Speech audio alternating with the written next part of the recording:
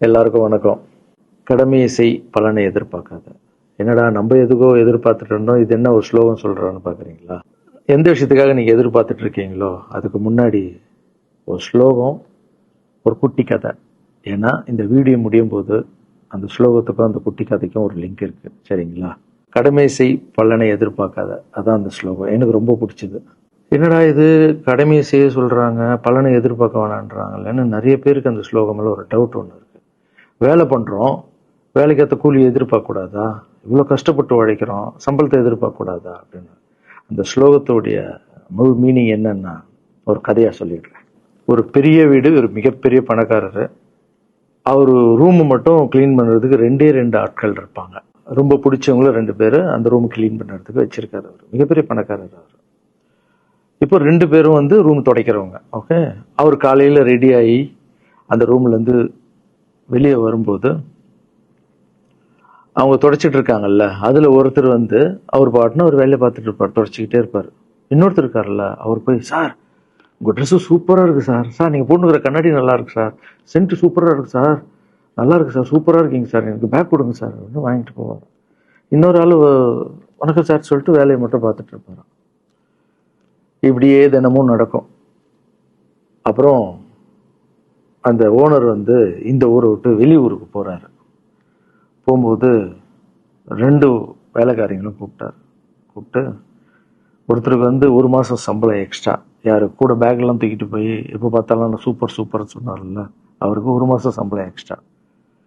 இன்னொரு ஆளுக்கு ஒரு வீடு வாங்கி கொடுத்து அவரை, நீ என் கூடவே வந்துரு, நான் அவர் கூடவே அவரை கூப்பிட்டு போறேன். இவன் ஓடி போய் கேட்டானா, சார் என்ன சார் தினமும் நான் தானே சார் உங்க பேக் எடுத்துருந்தேன், நான் கொடுத்த வேலையை நீ கரெக்டா பண்ணல, நீ ஜால்ரா அடிக்கிறதுலயே இருந்த, எனக்கு இது நல்லா இருக்கு அது நல்லா இருக்குன்னு. ஆனா அவன் வேலையை மட்டும்தான் பார்த்தான். வேலையை கரெக்டா பார்த்தா பலனு கடவுள் கொடுப்பாரு, அந்த பலன் தான் இது அப்படின்னு சொன்னாங்க. இப்போ விஷயத்துக்கு வருவோமா? திருச்சி கிழக்கு தொகுதி. இன்னைக்கு நான் என்ன முடிவு சொல்றேன் இதுதானே. நான் திருச்சி கிழக்குல நிக்கணும்னா நான் முதல்ல அரசியலுக்கு வரணும். நான் அரசியலுக்கு வரேனா இல்லையான்றத சொல்றேன். அரசியல் எப்படி என் வாழ்க்கையில வந்ததுன்னு சொல்றேன். உங்களுக்கு நல்லா தெரியும், என் வீட்டில் குழந்தைங்களை வளர்த்துக்கிட்டு நான் பாட்டுன்னு சோசியல் சர்வீஸ் பண்ணிட்டு இருந்தேன். மாற்றுத்திறனாளிக்கு டான்ஸ் சொல்லி கொடுக்குறது, ஓப்பனர் சர்ஜரி பண்றது, பசங்களை படிக்க வைக்கிறது, ஸ்போர்ட்ஸ் எல்லாத்துலேயும் என்னால் முடிஞ்ச வரைக்கும் பண்ணுவேன். என்னால் முடியல மற்றவங்கிட்ட கேட்டு பண்ணிட்டு இருந்தேன். இந்த டைம்ல தான் ஜல்லிக்கட்டுன்னு ஒன்று வருது. ஒரு சில விஷயம்லாம் ஃபாஸ்ட்டாக சொல்லிடுறேன், உங்களுக்கு தெரிஞ்ச விஷயம்தான். ஜல்லிக்கட்டுன்னு ஒன்று வருது, அதில் நான் போகிறேன், சாப்பாடு போகிறதுக்காக குழந்தைங்களுக்கு போகிறேன். அப்படி நான் அந்த ஜல்லிக்கட்டு நடந்து முடிஞ்ச விஷயம்லாம் உங்களுக்கு தெரியும். அப்புறம் என் மேலே ஒரு தலைவர் விமர்சனம். எதுக்கு தலைவர்னு சொல்லுவாரா, நம்ம அண்ணன் தான், சீமான் அண்ணன் ஒரு விமர்சனம் வைக்கிறாரு. அதுக்கு நான் மறுபடியும் ஒரு ட்வீட் போடுறேன், அவர் ட்வீட் போடுறேன். அப்போ தான் என் வாழ்க்கையில் அரசியல்னு எடுத்து நுழையுது. நம்ம சாப்பாடு போகிறதுக்கு போகணும், இது என்னடா இவ்வளோ பெருசாக இருக்கு, அந்த ஜல்லிக்கட்டு தான் எனக்கு அரசியலில் உள்ள நுழைஞ்சது, என்னடா இவ்வளோ பெருசாக இருக்கு அப்படின்னு. அப்படியே போச்சு. அதே தலைவர் தான், அதே சீமான் அண்ணன் தான் ரஜினி சார் அரசியலுக்கு வர்ற மாதிரி பேச்சு அடிபட்ட உடனே அவங்க சைட்லேருந்து பேசுகிறாங்க, தலைவரை பற்றி பேசுகிறாங்க. தலைவர் எனக்கு ஒரு குரு, என்னை வாழ வச்ச தெய்வம், ஒரு அப்பா மாதிரி, ஒரு அண்ணன், அப்பா எல்லாமே சொல்லலாம். ஸோ அவரை பற்றி அதிகமாக பேச ஒரு முறையும் சூப்பர் ஸ்டாருக்கு ஃபோன் போடுவேன். அண்ணா ரொம்ப ஓவராக பேசுகிறாங்க, டெப்பா கம்முன்னு இருக்கண்ணா, நீ சைலண்டாக இரு. எப்படியோ ஓரளவுக்கு தான் நம்மளால் பொறுக்க முடியும். அதுக்கப்புறம் ஆடியோ ரிலீஸ் ஃபங்க்ஷனில் என் மனசில் கல்லாம் உடச்சி சொன்னேன், அதை நீங்களும் பார்த்துருப்பீங்க, தெரியும். அதுக்கப்புறம் ஒரு ரஜினி சாருக்கு ஒரு ஃபங்க்ஷன் வந்தது, அந்த ஃபங்க்ஷன்லையும் பேசினேன் இதை பற்றி. உங்களுக்கு தான் தெரியுமா அந்த வீடியோ, யார் ஓட்ட பந்தயத்தில் ஜெயிக்கிறது, இப்போ கூட அந்த வீடியோ போயிட்டு இருக்கு. அதை பேசணும், அது பாட்டு அப்படியே போயிட்டு இருந்தது. அதுக்கப்புறம் பார்த்தீங்கன்னா ரஜினி சார் அரசியலுக்கு வரேன்னு அனௌன்ஸ் பண்ணுறாரு. பண்ண உடனே நான் போய் தலைவரை பார்க்குறேன். என்ன வரீங்களா அண்ணா, நியூஸில் வருது, ஆமாக்கா நான் வரேன். இன்னும் பயங்கர சந்தோஷம். ஏன்னா வாழ்க்கையில் ஒளி ஏற்றி வச்சவர், அவர் அரசியலுக்கு வர்றாரு, அவருக்கு சப்போர்ட்டிவாக இருக்கணும் நம்ம. அப்புறம் எல்லாருக்கிட்டையும் போய் நம்ம கேட்டுட்டு இருக்கோம், தலைவர் வந்துட்டாருன்னா எல்லாமே குழந்தைங்களுக்கு இன்னும் நிறைய பண்ணலாம் அப்படின்னு. என்ன நானும் வரேன்னு அப்படின்னா ரொம்ப சந்தோஷம் அப்படின்னு ஸ்ட்ரெயிட்டாக கிளம்பி நான் ட்ரஸ்ட்டுக்கு வரேன். என்னுடைய ட்ரஸ்ட், என்னுடைய ஃபேன்ஸு எல்லாரையும் கூப்பிட்டு என்னுடைய வெல்விஷர்ஸ் எல்லாரையும் கூப்பிட்டு உட்கார வச்சு தலைவர் அரசியலுக்கு வராரு. புரியுதுங்களா? எனக்கு எழுத படிக்க தெரியாது, அதான் ஒரு ட்வீட் பண்ணணும், இதெல்லாம் ரெடி பண்ணுங்கன்னு தமிழில் சொல்லிவிட்டு அவங்க ரெடி பண்ணிட்டு இருக்க ஒரு டீம்.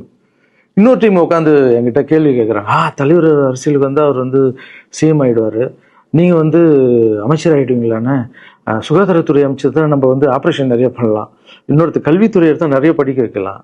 டேய், கடமை செய்யணும், பலன் எதிர்பார்க்க கூடாது.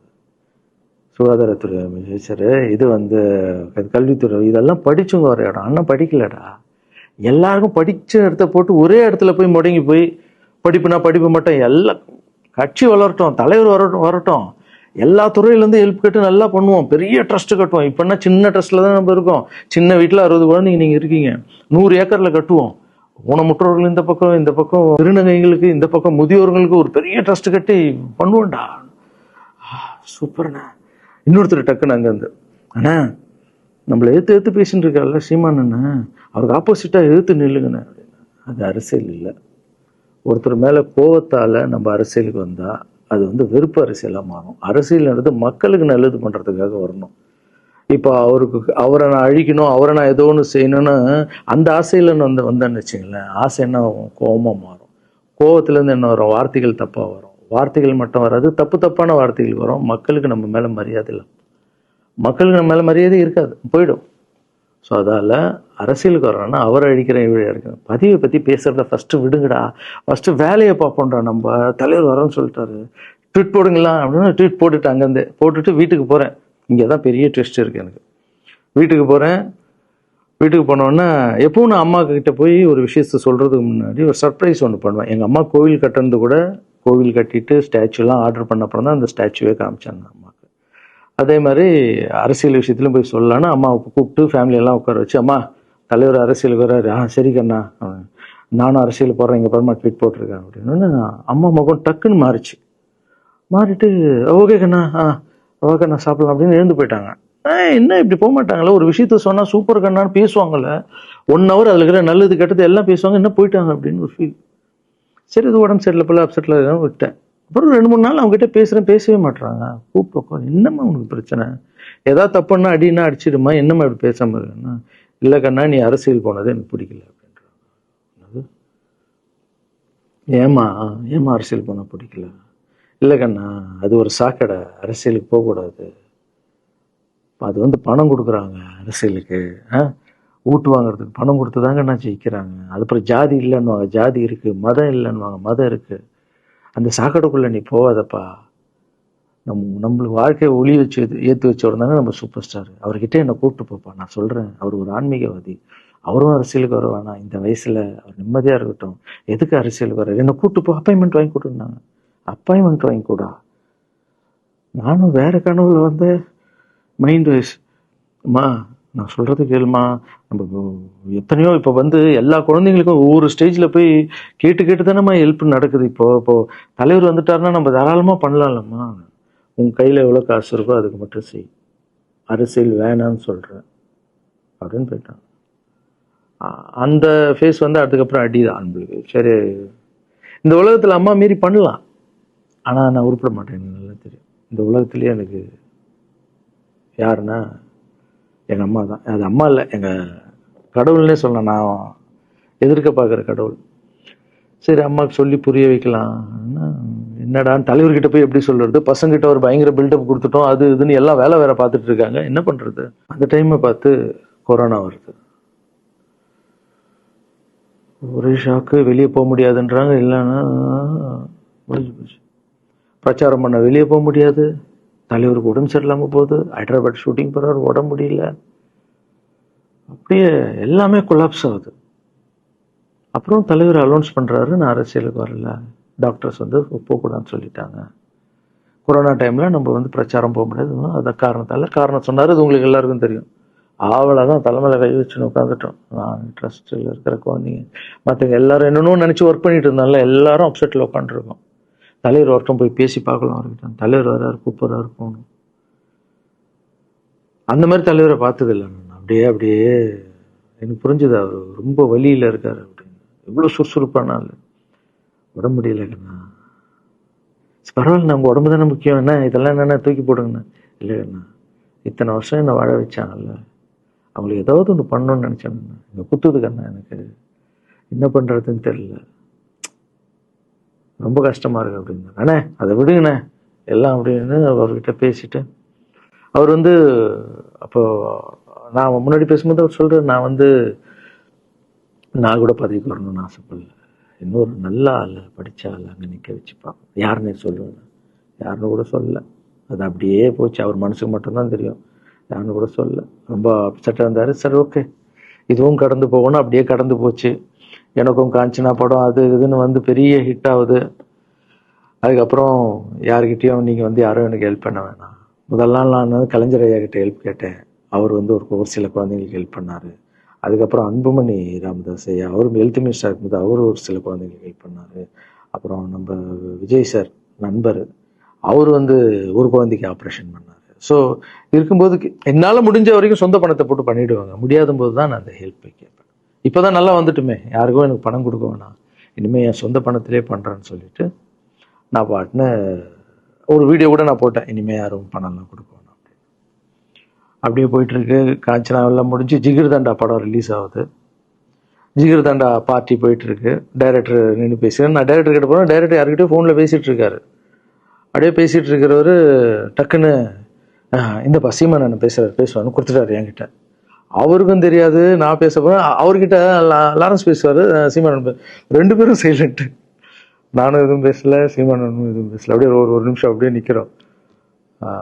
பெரியவர் இல்லை என்னாலும் அண்ணன் அப்படின்னு, அவ்வளோதான் அண்ணன். பயங்கர பாசம். எந்த இடத்துல கோவம் இருக்கும் அந்த இடத்துல குணம் இருக்குன்னு சொல்லுவாங்கல்ல. அண்ணன் வந்து புகழ்ந்து தள்ளுறாரு ஜிகிர்தண்டாவை. இப்படி பண்ண கண்ணா, அப்படி பண்ண இவ்வளோ சூப்பராக பண்ண, அந்த சீன் எனக்கு ரொம்ப பிடிச்சதுன்னு. அவருடைய அன்பு தான் தெரியும்ல, எல்லாமே அதிகமாக இருக்கும் அண்ணன்கிட்ட. அண்ணா ரொம்ப சந்தோஷமாக வாழ்த்தினார். அப்புறம் நான் வந்து மாற்றம்னு ஒரு அமைப்பு ஆரம்பிச்சிருக்கேன்ல, இந்த விவசாயிகளுக்கு டிராக்டர் கொடுக்கறது, அப்புறம் மாற்றுத்திறனாளிக்கு ஸ்கூட்டி கொடுக்கறது, எல்லாமே அதை பார்த்துட்டு பத்திரிகையாளர் கேட்குறாங்க அவர்கிட்ட, ரகுவலாரன் சார் மாற்றம்னு அமைச்சிருக்காருன்னா, நல்ல விஷயம் தம்பி, நல்லா பண்ணிட்டோம், நல்லா இருக்கட்டும் அப்படின்னு வாழ்த்தினாரு. ஸோ ஒரு பெரிய பிரச்சனைக்கு கடவுளே வந்து அதை அப்படியே சால்வ் பண்ணி வச்ச மாதிரி ஆயிடுச்சு. அப்படியே போச்சு. ஆனால் நீங்கள் நல்லா இருக்கணும், எங்கே இருந்தாலும் நல்லா இருப்பீங்க. எப்பெல்லாம் ட்ரஸ்ட்டுக்கு போகும்போது பசங்கள்லாம் கேட்பாங்க, அந்த 100 ஏக்கர் ட்ரஸ்ட்டு குழந்தைங்க, சரி ஓகேடா.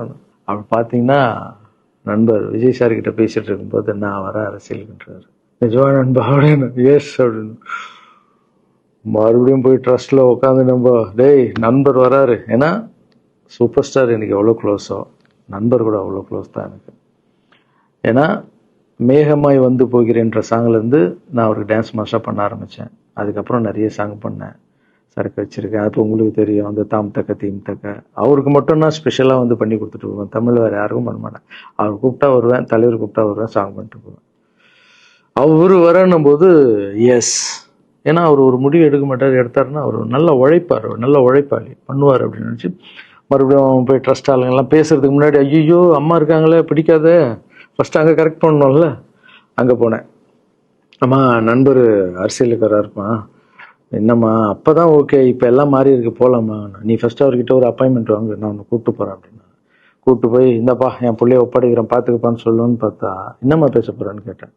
நீ அரசியலுக்கு வராத தம்பி, இது ஒரு சாக்கடை, நீ அரசியலுக்கு வராத, நீ ரொம்ப சைலண்டான ஆள், உனக்கு இதெல்லாம் செட் ஆகாது, பணம் கொடுத்தாதான் ஜெயிக்க முடியும், ஜாதி இருக்கு, மதம் இருக்கு, இதெல்லாம் தாண்டி வருது கஷ்டம்னு நான் அவர்கிட்ட சொல்கிறேன்ப்பா அப்படின்னு. நான் அப்படியே மா புரிஞ்சுக்குமாண்ணா, டேய் மீன் குழம்பு வச்சுருக்கேன் சாப்பிட்றேன், அதே மீன் குழம்பு. ஓகே, நான் நினச்சிட்டேன் நம்ம ஜாதகத்தில் இல்லை போல, சரி விட்டுடலாம், சரி இப்போ விட்டுருவோம், ஒரு 2-3 நாளைக்கு அப்புறம் மறுபடியும் பேசுவோம் அப்படின்னு மறுபடியும் பேசுகிறேன். அதே மறுப்பு தான். நானும் நண்பர்கிட்ட பேசுகிறேன், அம்மா இப்படி சொல்கிறாங்க நண்பா, அது அவங்களுக்கு தெரியல, அவர் நிறைய பேச மாட்டார், வயசானவங்க இல்லை, தெரியல, வந்தப்புறம் புரியும், ஒரே வார்த்தை தான். அதுக்கப்புறம் ஃபோனில் கூட்டணி கட்சியெல்லாம் வராது போது, நண்பா என்னடா யாரும் கூட்டணி கட்சி வரல நண்பா, இது அது, நான் எனக்கு ஒருத்தர் பிடிச்சிட்டாங்கன்னா மனசில் பட்டதை எல்லாமே சொல்லிகிட்டு இருப்பேன். அது நல்லதோ கெட்டதோ, என் பழக்கம் அப்படி தான், பிடிக்கலாம் தூரம் ஒதுங்கிடுவேன். அப்படியே போகுது. எலெக்ஷன் வருது, அனௌன்ஸ் பண்ணுறாங்க, எலெக்ஷன் நண்பர் நிற்கிறாரு. ரிசல்ட் அன்னைக்கு டோட்டலாக மாறுது எல்லாமே, அப்படியே தலைகீழாக ஆகுது, புரட்டி போடுறாரு சரித்திரத்தை. வேறம்மா இப்போ முதல்ல தெரிந்து எங்கள் அம்மாவை தான். எனக்கு ரொம்ப ஆசையாயிடுச்சுன்னா எங்கள் அம்மா மேலே அம்மா பேர் கண்மணி. கண்மணி அப்படின்னு தான் கூப்பிட்டு போவேன். எங்கன்னு கூப்பிட்டு போனா அம்மா கண்மணி. என்னடா இவ்வளவு உஷாரா வர, என்ன விஷயம், இங்க உங்ககிட்ட தான் பேசணும். நீ என்னம்மா சொன்ன? பணம் கொடுத்தாதான் ஓட்டு போடுவாங்க, ஜாதி இருக்கு, மதம் இருக்கு, புது ஆளுங்களை வரவிட மாட்டாங்க, ஜெயிக்க முடியாது, இதெல்லாம் சொன்னல. நண்பர் ஜெயிச்சிட்டார் பத்தியம்மா. அந்த ஒரே ஒரு முகத்துக்காக ஓட்டு போட்டிருக்காங்க.